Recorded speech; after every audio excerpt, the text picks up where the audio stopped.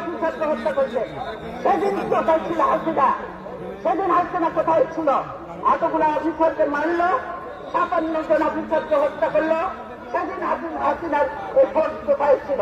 গোলামি করবে, দালালি করে বৃথা যাবে? এগুলি কোনোদিনে বৃথা যাবে না। আজ থেকে এই জুলুম নির্যাতন করছেন, তাদেরকে এদের মতো চোখের পানি ফেলতে ফেলতে সে বুঝতে বুঝতে তারা রক্ষা হবে ইনশাআল্লাহ। আর আপনার ঘরে ঘরে ঢুকে এখন মানুষ হত্যা করছে, মনে করেন যে এগুলোর হিসাব নেই। এই মানুষের অধিকারের জন্য সংগ্রাম